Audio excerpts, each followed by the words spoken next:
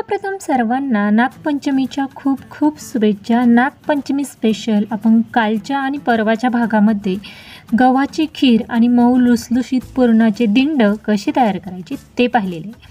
आज आपण नागपंचमी स्पेशल हे हळदीच्या पानातले पातोळे तयार करत आहोत। अगदी साधी सोपी रेसिपी आहे, परंतु काही महत्त्वाच्या टिप्स जे तुम्ही जर अगदी परफेक्ट फॉलो केल्या तर तुमचे देखील पातोळे पहिल्याच प्रयत्नामध्ये अशा पद्धतीचे बनवून तयार होणार आहे।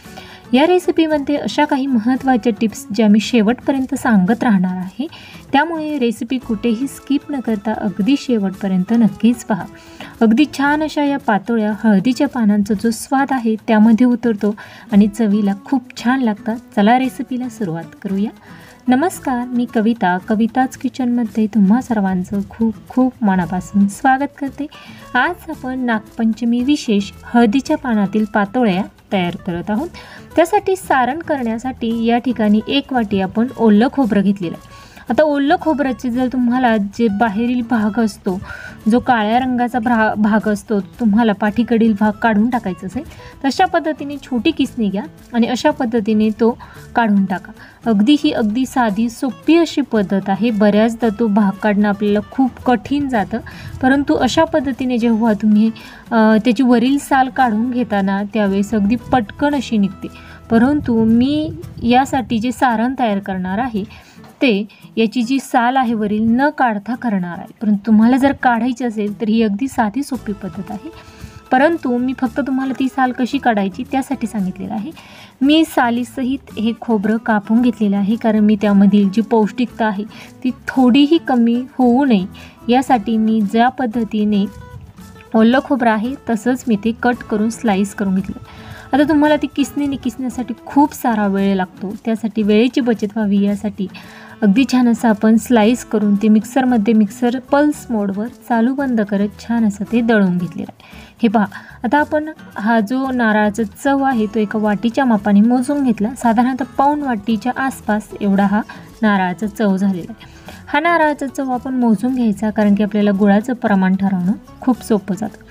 आता पाऊण वाटी नारळाच्या चवसाठी अर्धी वाटी या ठिकाणी गूळ घेतलेला आहे। रोजच्या वापरातला हा गूळ घेतलेला आहे।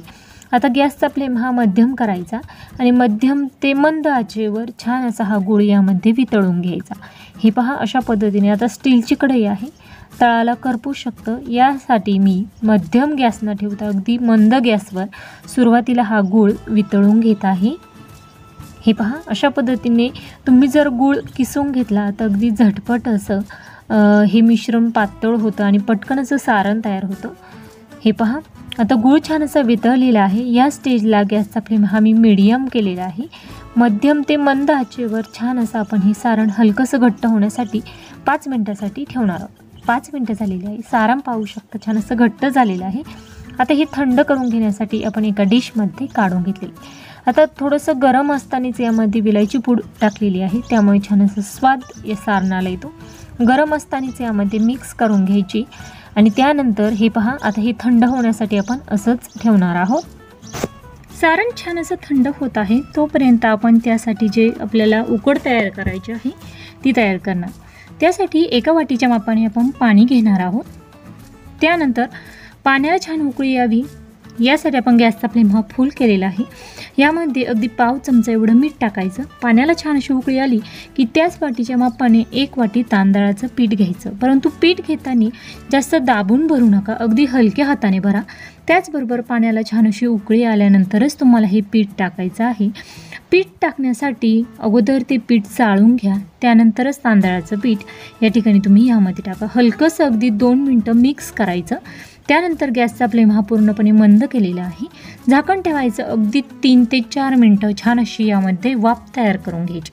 त्यानंतर गॅस बंद केला आणि 10 मिनटासाठी हे झाकून ठेवलेलं होतं। गॅस बंद केल्यानंतर देखील तुम्हाला ते 10 मिनटासाठी छान असं झाकून ठेवायचं आहे। 10 मिनटं झालेली आहेत, छान असं पीठ हे वाफेवर छान असं शिजलं गेलेलं आहे। आता आपण ते एका बाउलमध्ये काढून घेतल्यानंतर पोटॅटो मॅशरच्या सहाय्याने हे पीठ छान असं आपण मॅश करत आहोत, जेणेकरून ते त्यामध्ये एक जीव असं हे पीठ तयार होईल, व्यवस्थित असा पिठाचा गोळा तयार होईल।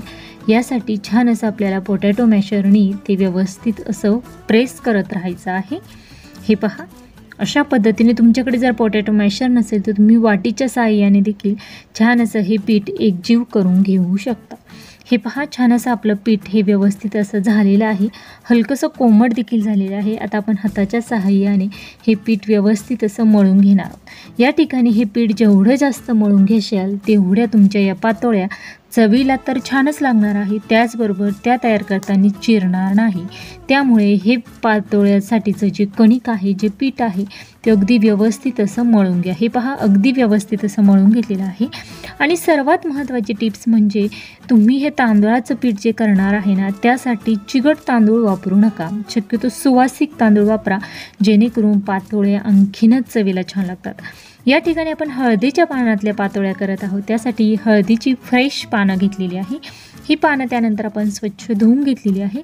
आता ती व्यवस्थित अशी कट करून घेणार आहोत। आता पातोळ्या करण्यासाठी आपल्याला जी हळदीची पानं आहे ना, ती अर्ध्या भागातलीच वापरायची आहे, कारण पाठीमागील जो भाग आहे त्याला जास्त जाड अशा शिरा असतात आणि आपल्याला त्यावर व्यवस्थित अशा पातोळ्या तयार करता येत नाही। त्यासाठी आपण जो पुढील भाग आहे पानाचा तोच या ठिकाणी यूज करणार आहोत। त्यानंतर हे पहा, अशा पद्धतीने आपण जो छान असं पुढील ज्या ठिकाणी त्याचे जे शिरा असतात ते जाड नसतात ना, त्या भागाकडीलच आपल्याला अर्ध पान घ्यायचं आहे। मोठ्या साईजचं पान आहे त्यामुळे अर्ध आपण करून घेतलं। छान असं आपण ते कोरडं करून घेतलेलं आहे। त्यानंतर अगदी पापडासाठीचा जो उडदाच्या पापडासाठीचा जेवढा पिठाचा आपण गोळा घेतो ना, तेवढाच गोळा या ठिकाणी घेतलेला आहे। त्यानंतर आपण लाटण्याच्या सहाय्याने छान असं आपण हे लाटून घेणार आहोत। अगदी मला पातोळ्या खूप पातळ अशा आवडतात, त्यामुळे मी लाटण्याच्या सहाय्याने त्या लाटून घेत आहे। परंतु तुम्हाला जर थोड्याशा जाडसर त्याचं वरील कोटिंग आहे ते थोडंसं जाडसर आवडत असेल तर तुम्ही ते हाताच्या सहाय्याने देखील दाबून घेऊ शकता। अशा पद्धतीने पीठ पसरवणं मला थोडीशी सोपी पद्धत वाटते, तुम्हाला कोणत्या पद्धतीने सोपी वाटतं त्या पद्धतीने करू शकता। अगदी छान असं यामध्ये सारण ठेवलेलं आहे आणि अशा पद्धतीने तुम्हाला ते दुमटवून घ्यायचं आहे। अगदी तुम्ही पाहू शकता मी कोणत्या बाजूने हे दुमटवलेलं आहे ते लक्षात ठेवा। त्यानंतर त्याच्या ज्या कडा आहे ना, त्या सर्व तुम्हाला दाबून घ्यायच्या आहे। हे पहा, या ठिकाणी दाबताना अगदी व्यवस्थित असं दाबून घ्या, नाही तर त्यामधील जे सारण आहे ते बाहेर निघू शकतं। त्यासाठी जेवढं जास्त व्यवस्थित प्रेस करून दाबता येईल तेवढं दाबून घ्या। हे पहा, अशा पद्धतीने तुम्ही दाबून घेऊ शकता। आता आपण या पातोळ्यांना हळदीच्या पानातल्या पातोळ्या म्हणत आहोत, त्यामुळे हळदीचं पान यूज करून आपण या पातोळ्या करत आहोत। त्याचबरोबर दुसरी गोष्ट म्हणजे आपण या हळदीच्या पानातल्या पातोळ्या जेव्हा तयार करतो तेव्हा त्या पानामधील जो स्वाद आहे तो त्या पातोळ्यांमध्ये उतरतो, त्यामुळे त्या पातोळ्या खायला अगदी चविष्ट अशा लागतात। तुमच्याकडे जर अवेलेबल नसेलच हे हळदीचं पान तर तुम्ही केळीचं पान ठेवून देखील या पातोळ्या करू शकता, परंतु हळदीच्या पानाची जी चव आहे ती चव त्या पातोळ्यांना येणार नाही, त्यामुळे शक्यतो हळदीचं पानच या ठिकाणी तुम्ही वापरा असं मी सजेस्ट करेन। परंतु नसेल तर काही हरकत नाही, तुम्ही अगदी केळीच्या पानावर देखील तुम्ही या तयार करा। हे पहा, अशा पद्धतीने छान अशा आपण सर्व पातोळ्या तयार करून घेतलेल्या आहे। त्यानंतर छिद्राची एक झाकणी घ्यायची, त्यावर या पातोळ्या सर्व ठेवायच्या आणि स्टीमरमध्ये छान अशा आपण या पातोळ्या 20 ते 25 मिनिटासाठी छान अशा वाफवून घेणार आहोत। आता स्टीमरमध्ये तळाला आपण या ठिकाणी 1-1.5 ग्लास एवढं पाणी टाकलेलं आहे, त्यावर ही झाकणी ठेवायची। त्यानंतर गॅस मोठ्या आचेवर आपल्याला साधारणतः 20 मिनिटासाठी या पातोळ्या वाफवून घ्यायच्या। हे पहा, अशा पद्धतीने आपण मोठ्या आचेवर या 20 मिनिटासाठी ठेवलेले आहे। 20 मिनिटं झालेली आहे, छान अशा आपल्या पातोळ्या या ठिकाणी बनवून तयार झालेल्या आहे। आता यामधील अगदी थोडंसं सारण शिल्लक राहिलं होतं ते आपण बाजूला ठेवलेलं आहे। त्यानंतर आपण यावरील झाकणी काढून घेतल्यानंतर हे पूर्णपणे थंड करून घ्यायचं, त्यानंतरच या पातोळ्या काढायच्या। गरम गरम जर तुम्ही पातोळ्या काढण्याचा प्रयत्न केला तर त्यामधील जे सारण आहे ते बाहेर निघू शकतं, व्यवस्थित अशा त्या निघणार नाही। त्यासाठी पूर्णपणे थंड करून घ्या। 15 ते 20 मिनिटासाठी आपण हे असंच ठेवणार आहोत। हे पहा, 20 मिनिटं झालेली आहे। पातोळ्यामधील जी वाफ आहे, गरम वाफ आहे, ती पूर्ण निघून गेलेली आहे आणि अगदी सहज अलगद अशा या पातोळ्या आपल्या या पानापासून सुट्ट्या होत आहे, म्हणजे परफेक्ट अशा आपल्या या पातोळ्या तयार झालेल्या आहे। अगदी तुम्ही पाहू शकता छान अशा दिसत आहे। चवीला देखील तेवढ्याच छान अशा झालेल्या. या नागपंचमीला अशा पद्धतीच्या पातोळ्या एकदा नक्कीच बनवा. तुम्हाला जर माझ्या रेसिपीज आवडत असतील आणि तुम्ही जर माझ्या चॅनलवर नवीन असाल तर चॅनलला सबस्क्राईब नक्कीच करा. सबस्क्राईब सोबतच जे बेल आयकॉन आहे त्यावर क्लिक करून ऑलवर क्लिक करा, जेणेकरून आठवड्यातील 6 दिवस सोमवार, मंगळवार, बुधवार, गुरुवार, शुक्रवार, शनिवार असे 6 दिवस तुम्हाला अशाच नवनवीन आणि भरपूर टिप्स सहित रेसिपीज माझ्या चॅनलवर नक्कीच पाहायला मिळतील. याशिवाय तुम्हाला आणखीन कोणकोणत्या रेसिपीज माझ्या चॅनलवर पाहायला आवडतील हे देखील मला कमेंट बॉक्समध्ये नक्कीच कळवा. रेसिपी आवडल्यास लाईक करा आणि तुमच्या मित्रमैत्रिणी, नातेवाईकांना देखील जास्तीत जास्त शेअर करा. वेळात वेळ काढून माझी रेसिपी शेवटपर्यंत पाहिल्याबद्दल धन्यवाद. पुन्हा भेटूया अशाच नवीन छानशा रेसिपीसोबत.